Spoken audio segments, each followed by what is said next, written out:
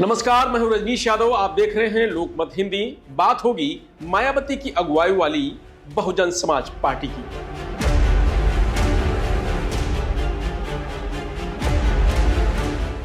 जिसके अस्तित्व पर लोग सवाल खड़े करने लगे। यूपी की सियासत में एक के बाद एक चुनाव में मिल रही हार से बहुजन समाज पार्टी मुखिया मायावती हताश हैं। बसपा से खिसके सियासी जनाधार को दोबारा से पाने का मायावती के सारे फार्मूले फेल होते जा रहे हैं।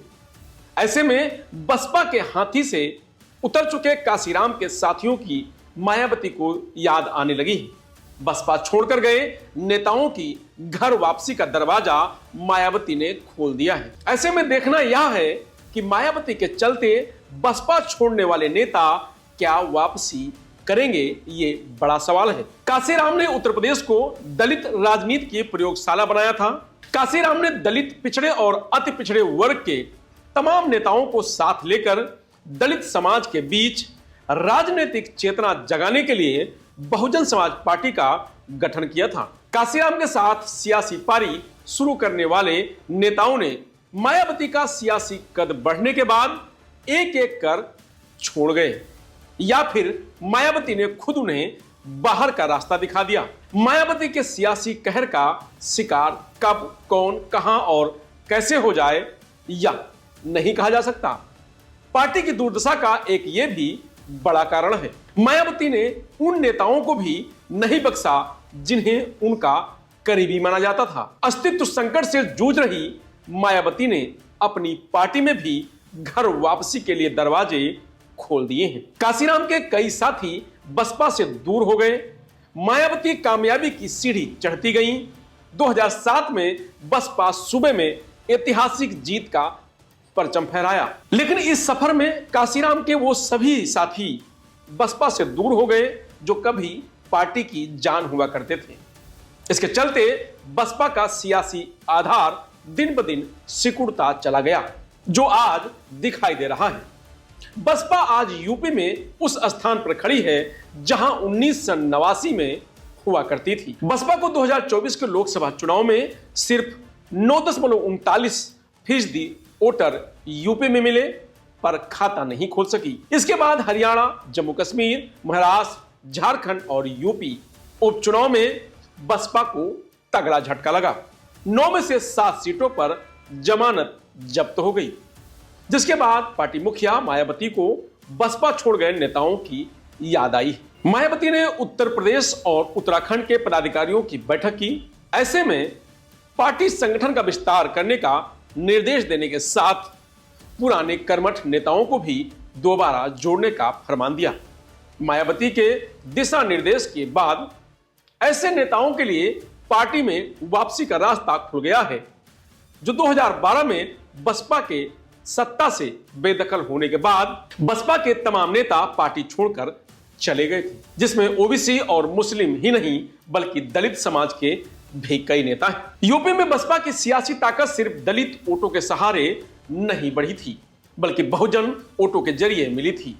बहुजन के तहत दलित, ओबीसी और अति पिछड़े वर्ग की तमाम जातियों का साथ था। एक दशक में बसपा से सैकड़ों बड़े नेता पार्टी छोड़कर चले गए, जबकि दूसरे दलों से कोई बड़ा जनाधार वाला नेता बसपा में नहीं आया। बसपा से गए नेता सपा और बीजेपी में सियासी संजीवनी देने का काम किया है, तो बसपा का कोर वोटर बैंक जाटो समाज भी छिटकने लगा है। यही वजह है कि मायावती अब बसपा से गए नेताओं की घर वापसी का ताना बाना बुन रही हैं, ताकि दोबारा से पार्टी को मजबूती दी जा सके। मायावती के दिशा निर्देश के बाद बसपा के पुराने नेताओं को मनाने की कवायद शुरू की जा रही है। सूत्रों के माने तो पहले चरण में बसपा ने अपने उन नेताओं को लाने का प्लान बनाया है जो पार्टी छोड़ दिए हैं, लेकिन उन्होंने किसी भी दल का दामन नहीं थामा है।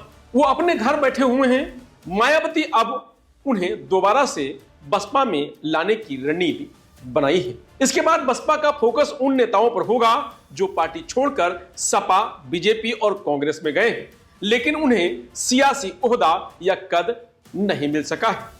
इस तरह के नेताओं को शामिल करने की है ताकि सियासी नैरेटिव खड़ा किया जा सके। बसपा में रहते हुए स्वामी प्रसाद मौर्य, लालजी वर्मा, नसीमुद्दीन सिद्दीकी, इंद्रजीत सरोज, रामचंद्र राजभर, सुनील चित्तौड़, ब्रजलाल खाबरी, दद्दू प्रसाद, बाबू सिंह कुशवाहा, नकुल दुबे, अब्दुल मन्नान, डॉक्टर लालजी प्रसाद निर्मल, राज बहादुर, राम समुज, हीरा ठाकुर और जुगल किशोर जैसे नेताओं की तूती बोलती थी।